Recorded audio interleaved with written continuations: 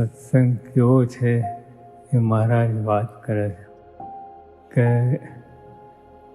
અનંત કલ્પ વીત્યા. અનંત કલ્પ, એક કલ્પ એટલે 8,64,00,00,000 વર્ષ. સમજ પડી? હવે એમાં 1 કરોડ લો. 1 કરોડમાં 2 કળિયુગ, 2 સતયુગ, 2 દ્વાપર, 2 ત્રેતા, એટલે કેટલા જન્મથી આટા માટા. અને આ વખતે ભગવાન મળ્યા છે. એ ભગવાને કૃપા કરી અને સામેથી આવ્યા. એ તો કોઈ ભગવાન સંયોગ થાય જ નહીં. કોઈ દિવસ ન થાય. ગમેલા સાધન કરો, ગમે એટલું કરો, આખા બ્રહ્માંડમાં જેટલા સાધનો છે બધા કરી છૂટો, આવે જ નહીં, ભેટો થાય જ નહીં. તે આવ્યા અને આપણા જેવા થયા.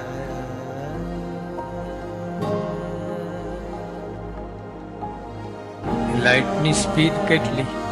1 સેકન્ડમાં 3 લાખ કિલોમીટર. બરાબર? કેટલું કહે? 1 સેકન્ડ ચંદ્રજીન પાસે આ સ્પીડ તો તમે ચાલ્યા જાઓ. આપણું સૂર્ય છે ને ત્યાંથી આવતા લાઇટ 9 મિનિટ 20 સેકન્ડ થાય છે. પાસેમાં પાસે તારો છે ને એટલે સૂર્ય. આ સૂર્ય તારો જ છે. પાસે એટલે મોટું દેખાય, દૂર એટલે આટલું દેખાય. તો નેક્સ્ટ સૂર્ય પછી જે તારો આવે છે 4.5 વર્ષ થાય લાઇટની સ્પીડે ત્યાંથી આવતા. આપણી આકાશ ગંગા છે ને આ છેડે આ છેડે 10 લાખ પ્રકાશ વર્ષ. 10 લાખ. પછી 2 આકાશ ગંગા વચ્ચે 50 લાખ પ્રકાશ વર્ષ. એટલું અંતર છે 2 આકાશ ગંગા વચ્ચે. હવે ગુણાત્મક સાઈન ગણિત શરૂ થાય. હવે આ વૈજ્ઞાનિકો ગણિત પૂરું થયું. ગુણાત્મક ગણિત મનના વેગે, લાઇટની સ્પીડ નહીં, માઇન્ડની સ્પીડ. 1 સેકન્ડમાં સૂર્ય ઉપર લાઇટ તો ત્યાં અહીંયા આવતા 9 મિનિટ 20 સેકન્ડ થાય અને મનને 1 સેકન્ડ. એટલે મનની સ્પીડ બહુ છે. મનની સ્પીડે તમે જાઓ.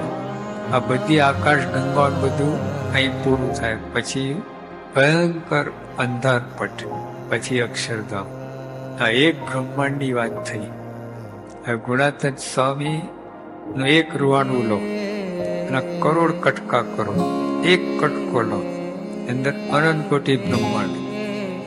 આ એક ગુણાત્મક સ્વામી પૃથ્વી પર આવ્યા ને, આ એ છે મનુષ્ય રૂપે આવ્યા. એના 1 કરોડના ભાગમાં અનંત કોટી બ્રહ્માંડ. એ આટલા 5 ફૂટના થઈ ગયા. આ પ્રાપ્ત